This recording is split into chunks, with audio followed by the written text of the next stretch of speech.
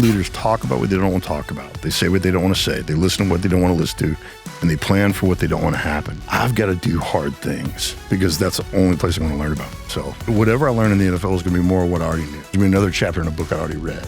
And I got to go where I don't know. Don't get out because you think you're missing opportunity. And don't stay in because you don't know what else to do.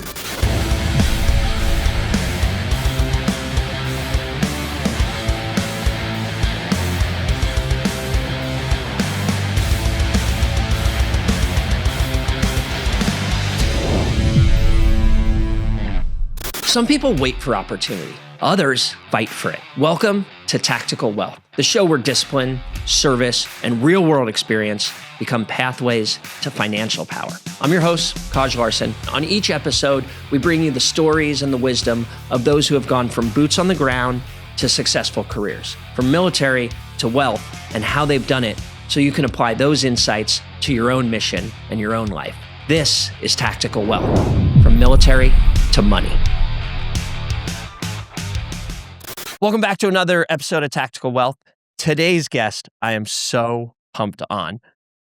Clint Bruce. Clint Bruce is a former NFL player, former Navy SEAL officer, hoo-yah. He's a founder. He is an entrepreneur. He's actually one of the best entrepreneurs I know.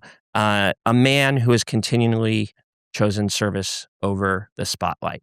Started his career like I did as a star athlete at the U.S. Naval Academy. I was an athlete at the Naval Academy. He was a star athlete. And you intellectually belong there. I did not. My entire academic career is based on like athletic overachievement and academic underachievement. So it's kind of like a arbitrage between the two. Like you belong there. Well, thank you. I was Forrest Gump that they accidentally let in. Then he did this extraordinary thing. He goes to the NFL and plays for both the Saints and the Ravens. And then he goes, that right? Yeah. Okay. Ravens and then Buds and then the Saints and then back to the teams. Right. Goes full Pat Tillman, decides to go to the SEAL teams and leave this prosperous NFL career. He ends up at SEAL Team 5, which we call Surf Team 5, which is probably where I should have been because I'm the surfer of this duo. Yeah. Well, I think good looks. I mean, I think they kind of draft the good-looking guys there. Actually, I think I was already married and it was just cheaper to keep me on the West Coast. Yeah, that really makes sense. Yeah. And then ultimately, after his time in service in the SEAL teams, becomes an incredibly successful serial entrepreneur, starting companies like Trident Response Group, including a bunch of philanthropic organizations that we're going to get into all of it. But I'm super excited to have my teammate, my friend, my colleague, Clint Bruce here. Thanks, Welcome man. to the show, brother. It's So good to have you. Brother. Drove all the way down. This is you have the spectrum of this is what a Naval Academy grad Navy SEAL officer is supposed to look like. You have the spectrum. You know, I always tell people all the time, like, SEALs come in all shapes and sizes. My shape is round. If you know anything about physics, round is the strongest shape in all of nature. So when things get really hard, I just kind of keep on rolling. It's like a tactical advantage, right? So hit and roll. But man, it's exciting to be here. It's fun to, as I've gotten up to speed on this show and the things you're doing, the things you've always done. It's just always fun. It's always fun to slow down, especially catch up with guys who are trying to make a difference and I always tell my daughters, like, time's the only thing we have no authority over, but total ownership of. And we have to steward it, because if we don't steward it, we steal it. It's kind of a ones and zeros kind of thing. Like, did you steward your time or did you steal your time? And I think when you come out of a world like you and I do, where we've lost I think the worst thing we could ever do is waste the time those we love, miss, and have been inspired by no have. We have a real stewardship duty opportunity to use our time well. And I watched you do that for a long time, so it's fun to be here. Thank you. And it's amazing that those lessons that were burned into us early on, we were talking previously about things like Carl Montour's leadership ethics book that we had to read then, that we hated when we were 18. I'm never going to use that. Right. And then all the time. All the time. And then those lessons are like burned into us over and over. And we have this saying in the SEAL teams that you earn your Trident every day. And man, you have always epitomized that for me, even when I was a young plebe and I first heard about the man, the myth, the legend, Clint. I guess I was one of your rates, wasn't I? Or no, because I was a junior. Yeah, well, you were 97, so it was, my squad. That's right. Walt Allman, Eric Ulrich, Mike Martin. This is all in First Company, our squad. Like, that's a density of studs right there, man. You had some good people. Pretty wild, right? Now, okay, so originally, take me back to early days, Clint. Sure. Yeah, Did you always know you were going to go to the academy? Yeah, it's a funny story. I get asked this question a lot, and my answer pre-COVID is different than my answer post-COVID because there's just things you don't remember when you're growing up. So I think my story. A lot of people know my story. So, played football, had an opportunity to play at a lot of different schools. Father passed away. I remember having a conversation with him when he was in the hospital, and he didn't use these words specifically, but it's what I remember him saying. When we were talking about these schools I had an opportunity to go play at. And I remember when he went to the hospital. You were already in Texas at the time, right? Yeah. So I was born in Arkansas and moved down to Texas. And when he got in the hospital, he was my size. And when he passed away, I could carry him in one arm. He had such a presence and he was so joyful, even as he was dying, that you had to step back and acknowledge that he kind of lost his stature.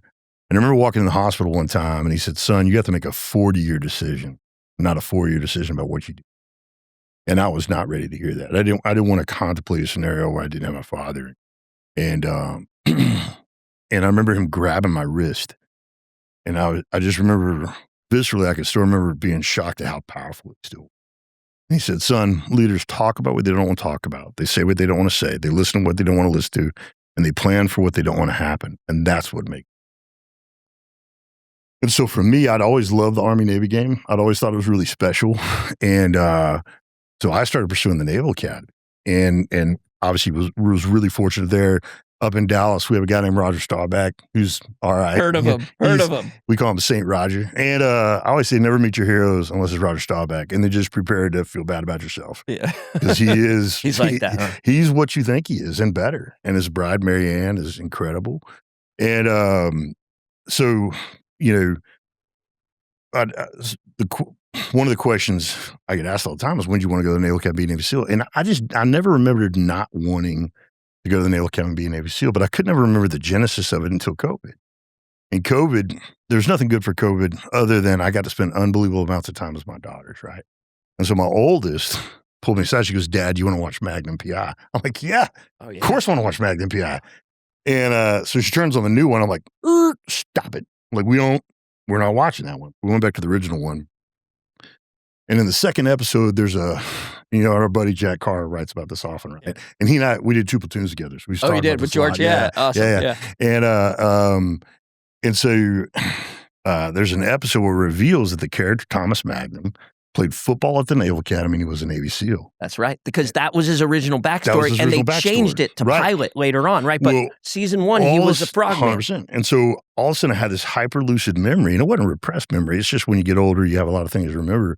And all of a sudden I remember sitting next to my dad as this chubby little 5th grader in Little Rock, Arkansas, watching Magnum PI Thursday nights at 8 p.m. And I remember watching that episode with him and going, "Dad, I'm going to play football at the Naval Academy and be a Navy SEAL." And my dad was like, "All right." So I never didn't have that kind of default subconscious X on the map.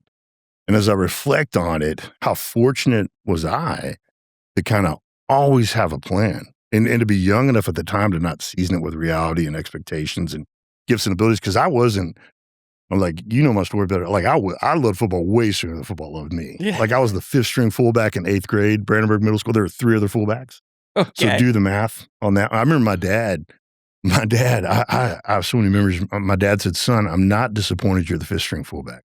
I am disappointed they put it in the program." I was like, "What?" It is in the program. 1, 2, 3, blank, 5, Clint Bruce.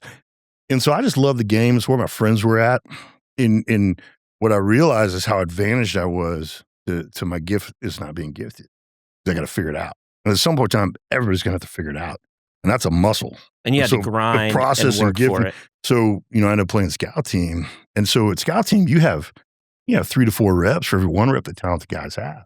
And all of a sudden you have these different positions. And so the football story is the first game I ever played really was halfway through my junior season because another guy got hurt, another guy got kicked off, and we were up by 20. And I remember going in there in the second half and looking at the guard and going, "Hey, when I play guard on scout team, if I'm pulling, I sit back on my heels a little bit. I bet he's pulling." Shot the gap, made the sack. Never left the field after that. And what it was a culmination of these thousands of reps I got that just kind of cascaded into knowledge of the game. One of the mantras in our world is like, you don't do it so many times, get it right. You do it sometimes, you almost can't get it wrong. And so I think for me, but it's also about being prepared for the moment. 100%. Right? 100%. Because like people think moments happen to them. No. But more often than not, especially in our world, like you make the moment happen. Well, it's either Halsey or Nimitz. It says there are no extraordinary men, only regular men who find themselves in extraordinary circumstance. Right. And so we all have to, the other thing is that you don't rise to the occasion, you sink to the level of your greatest experiences. Our community gets credit for that a lot. There's a Greek poet that said it the first time. And so I think I jokingly say I've had this Forrest Gumpian kind of life, but it's really not a joke. I mean, the formula is stumble up or just try hard, take notes, run around with good people and try to keep up with them. I mean, that is the formula. That is. For sure. Yeah. For sure. You want to change your trajectory in life, look at the five people you spend the most time with. Yeah. And so ended up having the opportunity to play at the Naval Academy, had incredible classmates like Walt, who we've talked about, and Henry Krigbaum, and just some iconic. The Krigbaumer, who ended up in medical school with my sister at Georgetown. So there's two guys you and I both know, and I tell people Henry Krigbaum has looked like a 42-year-old Charles Bronson since he was 18, and he's going to look like a 42-year-old Charles Bronson when he's 80.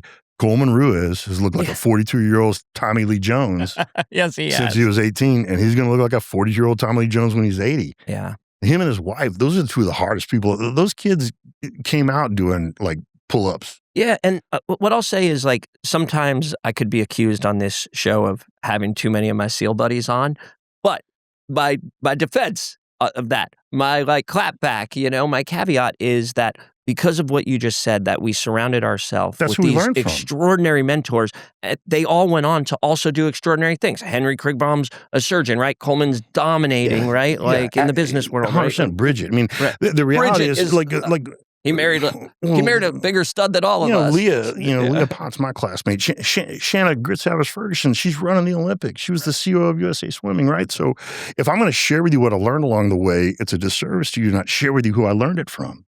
So why would I not pull from this Encyclopedia Britannica of amazing men and women I've got to be around? Like, that is my formula. I surround myself with people I don't know if I can keep up with, and I just try like hell, right? I definitely, I would not have become a SEAL were it not for Henry Krigbaum and Walt Allman and then Eric Orchai, who were peers, and we were all pacing together. It's absolutely true. You got guys like Mike. You got guys like, and remember when I was Tommy D. Tommy D was captain of the water polo. He's not even fair, dude. Yeah, I know. Like him and his wife. He's in his own category. Him and his brother, different. They're unicorns that make you feel cool about yourself, and like Roger. And then I remember when I was a plebe, Jimmy Galladay was one of the first team guys that got sent to an after distinguished service up at the airfield, right? So like my deal, I've always told my daughters, like, chase the right people.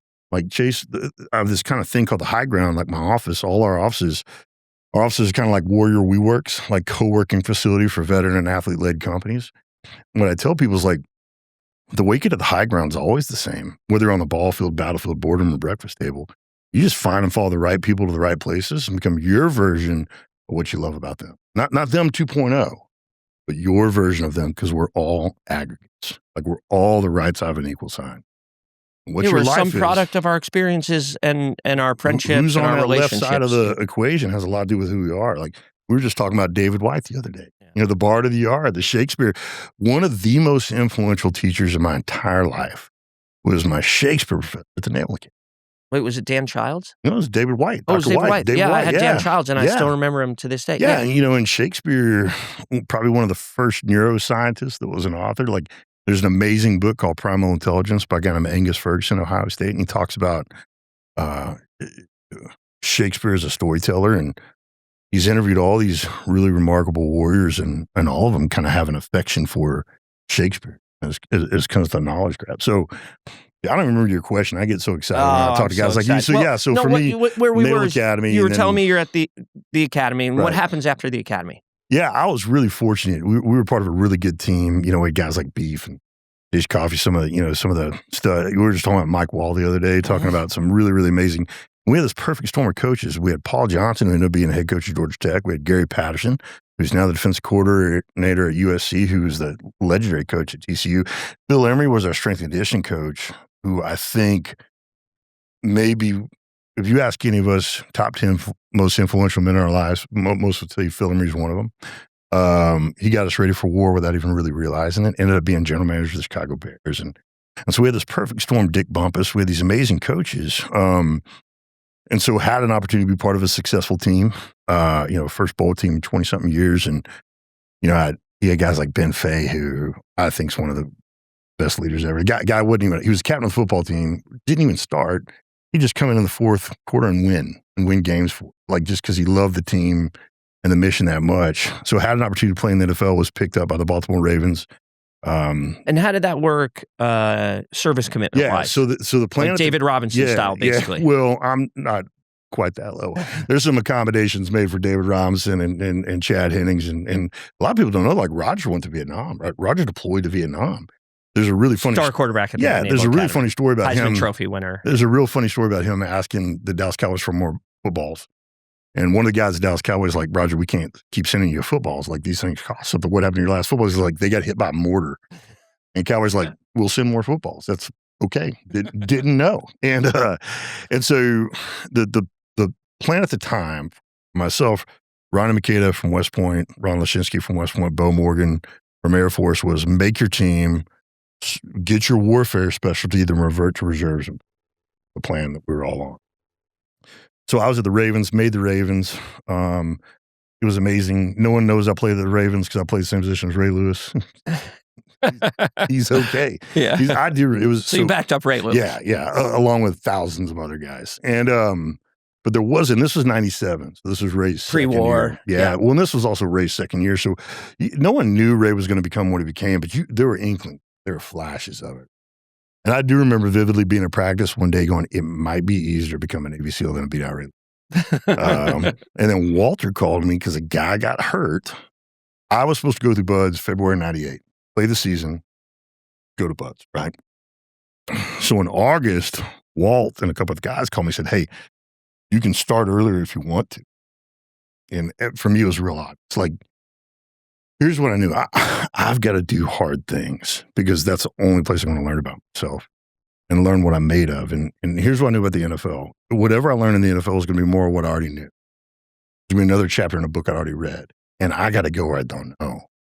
And I wasn't scared of injury or anything like that. I mean, football's a violent sport, but I do remember it's like, man, if I couldn't pursue this, and what an honor it was to be, one of 16 guys selected, right? So for me, it was a no-brainer. And I remember went to Marvin Lewis. Were you worried at that juncture, like you could go to BUD/S and get hurt too, and that could ruin your NFL career? I never really thought in terms of downside risk. Like for me, I've always been an opportunist, like kind of a damn the torpedoes, not uneducated risk, but calculated, thoughtful risk, right? Like, and which could I endure being hurt at doing? Like, which is the better scar, right? So if I got hurt in BUD/S and couldn't go play in the NFL, Gardens, okay, that's the better scar to have, right? Yeah. And I'm married, my ring dance date, she's amazing. And her dad was a scout for the Cowboys and kind of knew the realities, and I had unbelievable support to do the harder thing.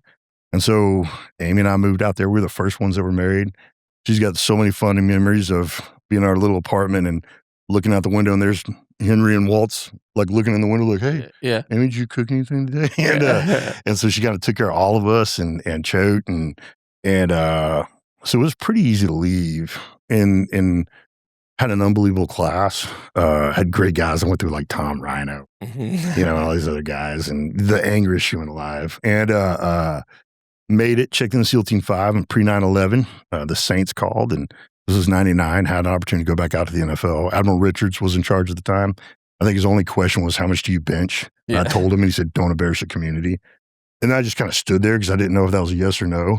And so Captain McTighe just pulled me out. He's like, leave. I'm like, I don't know what just happened here. So, and I think for context, people probably don't understand the pre 9/11 SEAL teams are peacetime military. We're part of the peacetime military. It's a JSET battle rhythm. I mean, you're a contingency battle rhythm, but CAG and Dev are going to get the work, right? Sure. And sometimes, pejoratively, we could have called the SEAL teams like a shoot, dive, jump club prior to 9/11. I mean, it was cool. We're always ready to do work, right? Because the world is the world, right? But the reality, and for me, the calculus, and I think Admiral Richards and Cap McTighe at the time, and they were like, hey, listen, the community needs to constantly replenish itself.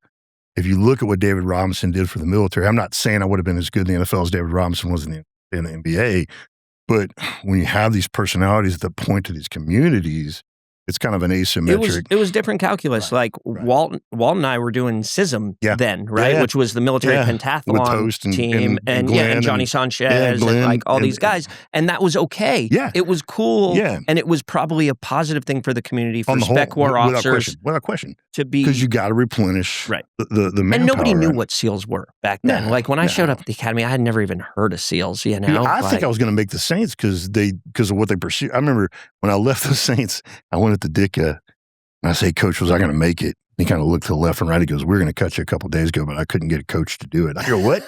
He goes, "This guy's like, you know how many knives that guy has on him right now?" Like, I'm not cutting him, you cut him. So I was like, I'd have made the team out of fear. He's like, maybe. I'm like, I'm good with that. I'm post school. And but yeah, I mean, it was and I was very clear. I was like, hey, if something goes down, I'm leaving. Like I want to go where the real game is. And so I went to the Saints and just kind of remembered why I left the NFL in the first place and went back to the team and went through post 9/11 deployments. I was fortunate as an O. I got to do 3 deployments, 3 platoons, and got to be around amazing. Of all the SEALs you'll have on here, I'm the least accomplished. I'm the funniest, maybe the best looking, certainly the best looking over 300 pounds. And but man, I got to run with some amazing guys that continue to inspire me today, and you hardly ever see them, right? This is just how consequential.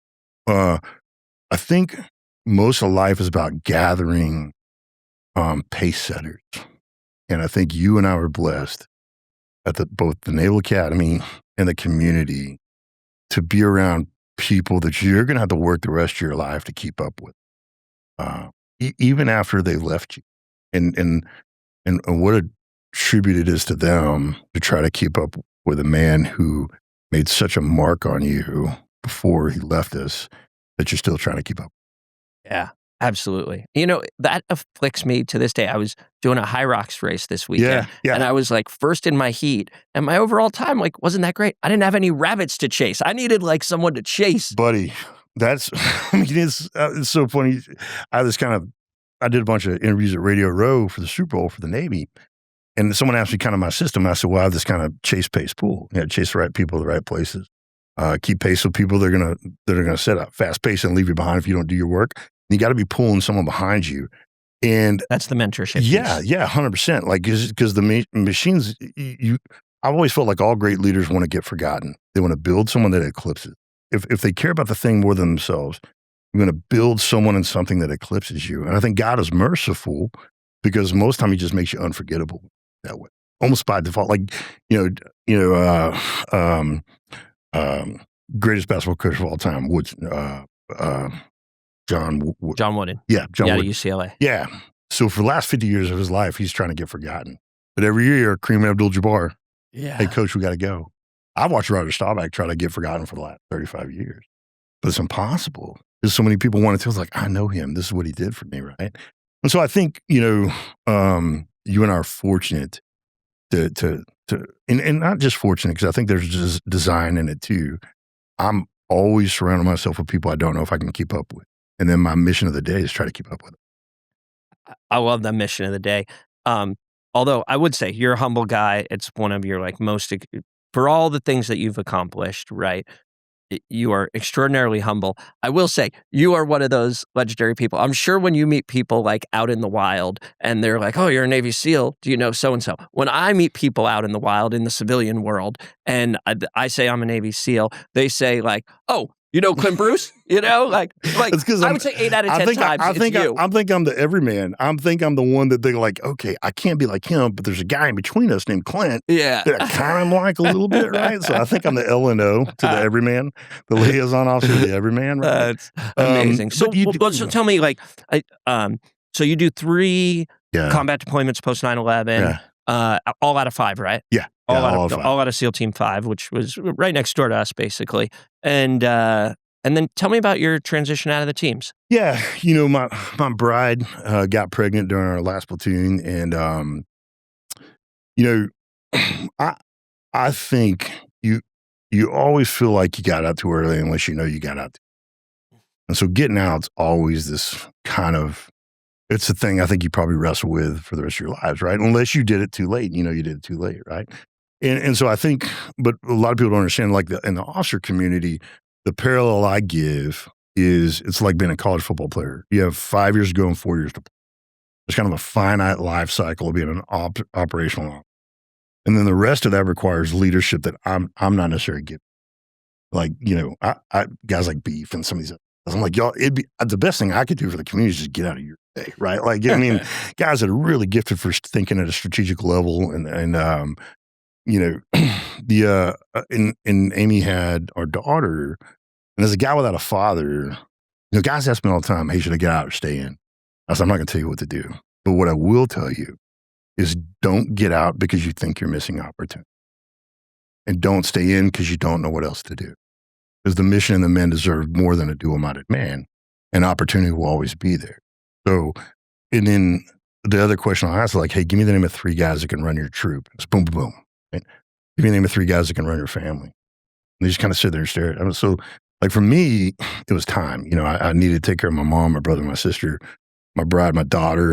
And I was looking around at guys like Coleman and Beef, and like, God, like, he doesn't need me. and it was just kind of time. The other thing for me too, as kind of a student of humanity and understanding the supply chain of terrorism, for me, it was exciting to look at, man, how can I help really great business leaders that are doing hard things in hard places?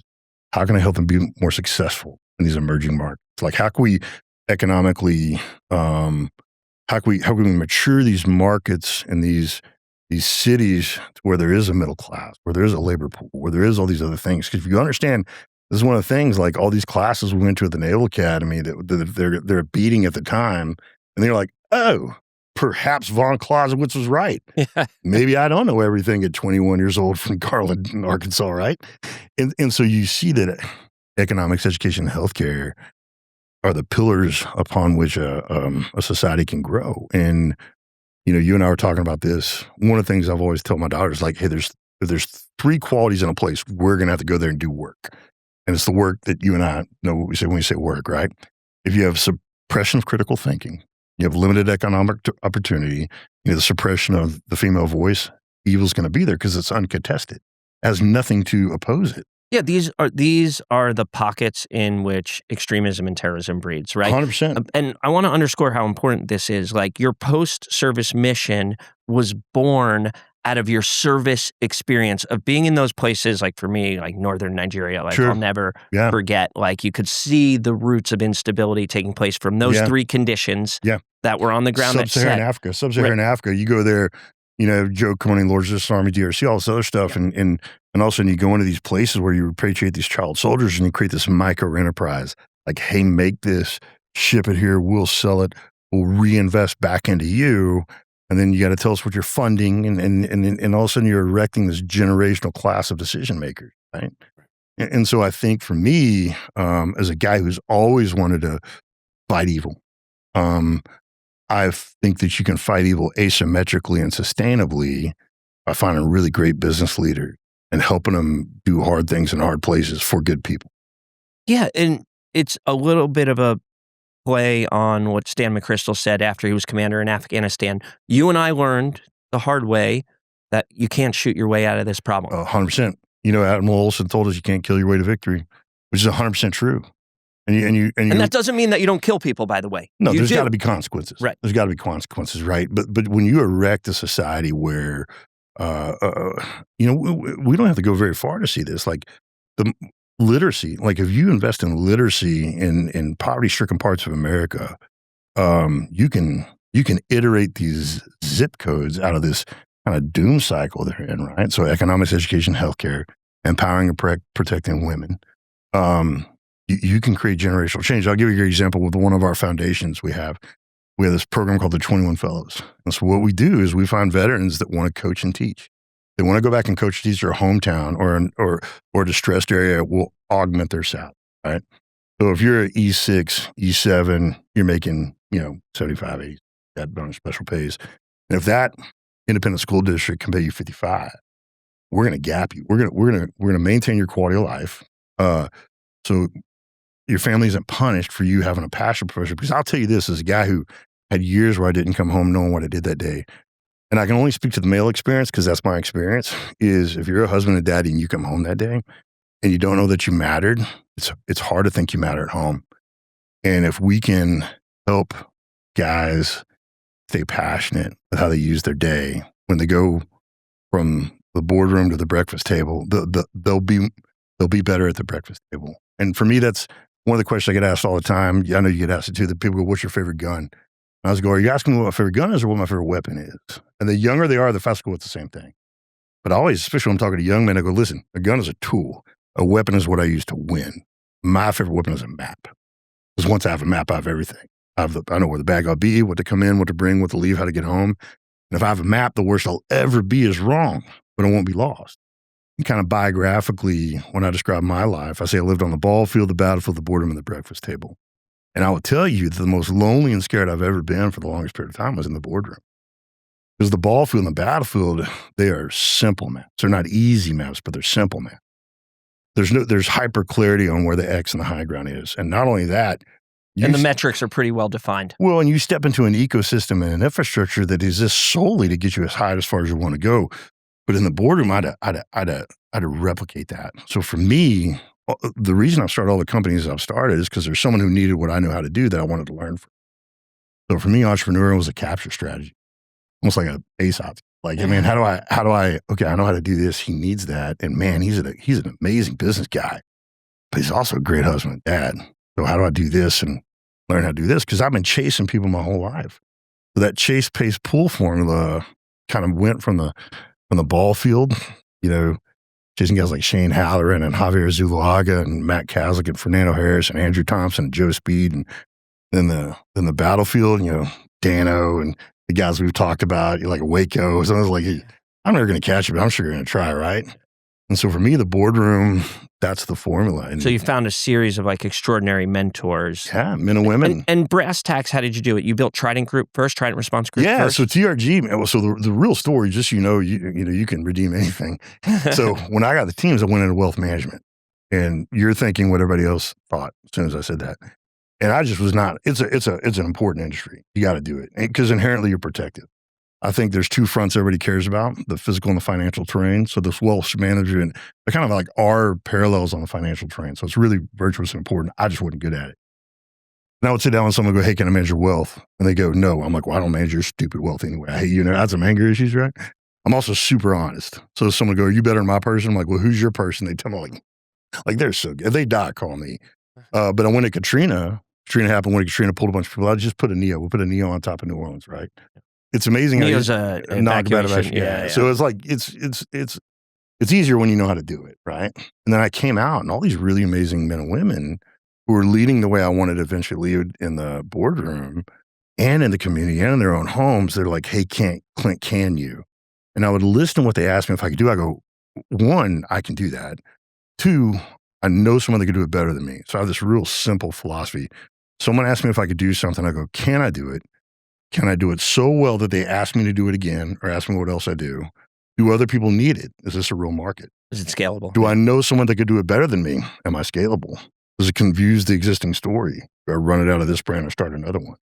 So all these brands have just gone through that filter of earn the right to be asked to do it again or ask me what else I do. And then I think about inherently, I look at guys like you and some of our other friends who are a little bit behind me career-wise. I'm like, man, when that guy gets out, when she gets out, I can hold water for these clients until she gets here. And then you just turn it over to them, right? And so but that's counterinsurgency. That's what we know how to do. This is economic counterinsurgency. So my whole theory is economic reinvasion of America by its warrior class. You go back to the place that built you and make it better, or go back to the place that built you and rebuild it. I always say that after World War II, a generation of Americans came back and built the greatest economic engine the world has ever seen. Yeah. And there's no reason our generation of veterans can't be remembered for doing the same thing. It's remarkable. And I think we owe the Vietnam generation and the Korean War generation 3 things. Particularly the Vietnam generation, we owe them, and I'm sorry, we owe them a thank you. I mean, you and I, there's doctrine that you and I enjoyed that didn't exist. The Vietnam, Listen, 911 didn't exist as an apparatus in the United States of America until Vietnam. It was extracted from Vietnam. Air cavalry, like all these other things that we thought we've always done, like that. Those guys invented it, right? Our first 5 years in the teams, we were essentially still using Vietnam-era tactics. Because right? It works, right? Right. Yeah. Then all of a sudden, these guys and gals come home, and we're in this flux as a nation between the Industrial Revolution and this kind of emerging technology and kind of software evolution, telecom evolution, and we don't have the ability to build into these inherently physical things. And what's really cool now is I tell these young men and women, it's like, hey man, learn the trades. You want to make $500,000 a year? Go to HVAC school. Go to HVAC school, go to roofing school, go to plumbing school. If you are an HVAC person, one of the things I love about these kind of labor, these kind of vocational skills is they're project-centric, beginning, middle, end. There's often an element of physicality to it. Right? And I think when you use your body to accomplish a mission, there's a physiology that associates success with sweat. And then it's generally a small unit thing.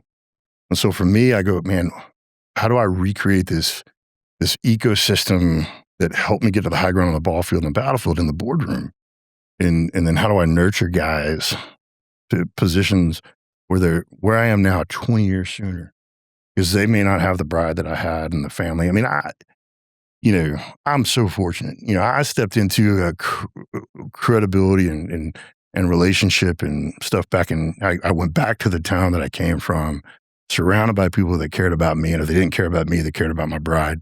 You can't help but fall in love with my daughters. And there's people like, man, just for the sake of Amy and the girls, we got to help plan a little bit, right? and I play dumb, and generally it's true, but every once in a while I'm pretty good at something. And but my really gift, I hate this analogy because I just played linebacker and I don't like quarterback, unless you're Ben Fay or a Navy quarterback. I love handing the ball off to other guys. They could do it, and gals that could do it better than.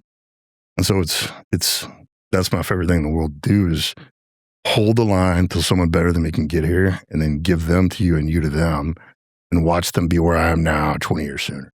Yeah. I was playing hoops with the kids of one of our fellow frogmen last night when I got off the airplane, and like they're like, I want to score. And I was just saying to them like, hey, because they're too small to shoot really good. Yeah. I was like, hey, scoring's cool, but what's even cooler? An assist. And I talked to him about like John Bob Stockton's Cousy, a killer, man. and John Stockton. You watch people like John. So I did this post on LinkedIn the other day where I was talking about how leadership's in action, and it's a verb, and all rank or really role or describe it, or how many people are hoping you get it right when it's your turn to wear the weight. But it's this hot potato that you hold and steward when it's your time. And the best leaders I know who has it before them and know who has it after them. And they're intensely interested in handing it off to them well. And Jason Williams, there's this really cool, it's on the LinkedIn post, but he's talking to this girl, this lady, and he talks about how he would pass the ball and he would spin the ball to where when it landed in the hands, the guy was ready to shoot it. Otherwise, he'd have to reposition all this stuff, because in the NBA, you don't have time to reposition. I was like, that is an amazing leader. What a gift to know, here's what I do when I have it, and I'm going to spin it to you in a way that you can do what you do. And that's fundamentally our job as officers. Our job as officers is, I always thought it was pretty simple. Not easy, but simple. Ridgeline, left, right limits, resources. And repeat it. And really make them repeat left and right limits. Because those guys were like, you didn't tell us not to steal a truck. Yeah. Like, I didn't think I had to tell you not to steal a truck, right? And then you just kind of do it well enough that they let you blow stuff up every once in a while, right? But again, that's what's fun for me, is to remind people how great they are and help them be that great quickly. Yeah, absolutely. Some of the stuff you've done, and we won't even scratch the surface of all the businesses. Yeah, there's no shortage. Built here. We got a stewardship issue here. I like to end with a section that I call rapid fire. It's kind of like shooting steel. You get instant feedback. As long as there's no math, I got a chance, man. If there's math, I'm hosed. All right. Best investment you ever made? My marriage. Amazing. And that's not just something, like, I know you, so I know you actually mean that. That's not something you say reflexively. No. Like for me, choosing your partner as my ring dance date, man. And when I invest in her, I invest in my daughters. And there's about 1 million people that know that all I want to be is the kind of guy my girls want to marry one day: purposeful, passionate, protective, and provider. And they had to have seen me do that if they're going to expect that of themselves, right? And my family has been my QRF. My family and my faith have saved me in ways that, only a QRF can, right? Yeah. Quick reaction force for folks who don't know. Hardest financial lesson you learned? It's you have to invest in yourself. You have to make sure you can stay in the fight so you can help others, and learning how to make sure Amy and the girls are okay so I can make sure everybody else is okay. Because we come out of this, you get paid on the 1st and 15th as long as you do your job, and having to relearn financial management, right? Because that's not something we have to do. We take extraordinary risks because there's really no financial risk if you budget well. So I had to relearn some fairly simple financial stuff. Not relearn, I had to learn it for the first. And so investing in yourself, making sure the machine, servicing PCS, and when I create these parallels, I got it. Like I turned money into bullets. And so for me, more bullets, more targets. And so when I could change how I viewed money and look at it as a resource, as a trophy, I began to handle it better. Yeah. I also analog financial wellness and money. I call it a body armor too. Yeah, 100%. It protects you against the enemy and against bad things in life. Because we're inherently not, a lot of times we can look at money as like a trophy and self-promotional, and that is the antithesis of who we want to be. So when I shifted to money as tackles, money as bullets, they're just the currency by which I run this map. I could make better decisions. Absolutely. Military habit you'll never drop? Commander's intent. Knowing why you're doing what you're doing that day. Hey, what's the commander's intent? Where's the X on the map? No plans for first contact, but that cardinal direction does. Oh, yeah. How about a book that shifted your mindset that you think would be good for other? Well, for me, I'm going to say the Bible. I think even if you don't share my faith, there's a lot of wisdom there. But I would tell you, I'm a knowledge carnivore. I think The Body Keeps the Score is an amazing book when it talks about, hey, what's the byproduct of an impact lifestyle? I think The Legacy about the All Blacks is a great one. The one I mentioned earlier, Primal Intelligence by Angus Fletcher out of Ohio State. It's an incredible read, and it'll encourage you because it reminds you how brilliant you are. Sometimes the K through 12 environment makes you feel dumb, but no one's dumb. It's just what's your genius, right? But Primal Intelligence is a great book. Love it. Because he helped rewrite Howard Ruden's selection and the SMUs and the soft world. Yeah, absolutely. Amazing. How about morning habit? First thing you do in the morning? Man, being thankful without kind of, I just wake up every morning. I wake up every morning excited that I woke up.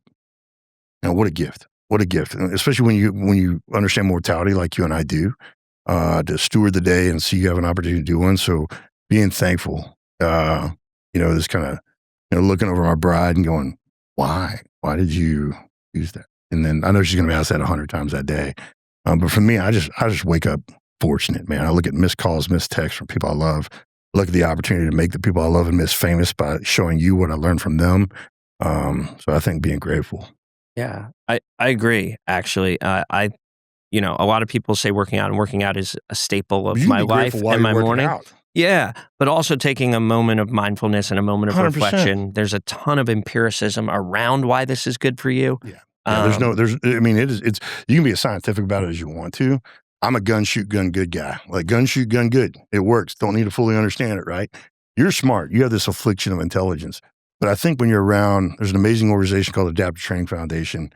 And when you're around guys that are working out, they got, they missed a couple legs, I love missed Dave. 3 arms. Yeah. Dave's the best dude in the world. You can be grateful and working out at the same time because you realize, like, man, I can do this, right? And so for me, I think both, neck up, neck down, fitness is a big deal.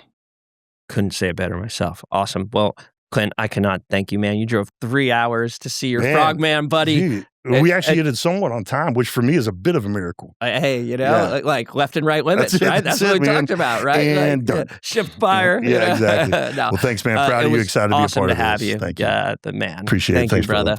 All right. Thanks for locking in with us today. Shout out to Siebert.Valor and Siebert Financial for supporting our journey.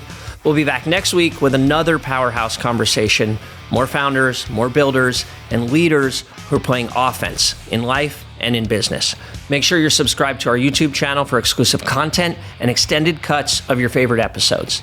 Until next week, stay tactical, stay driven.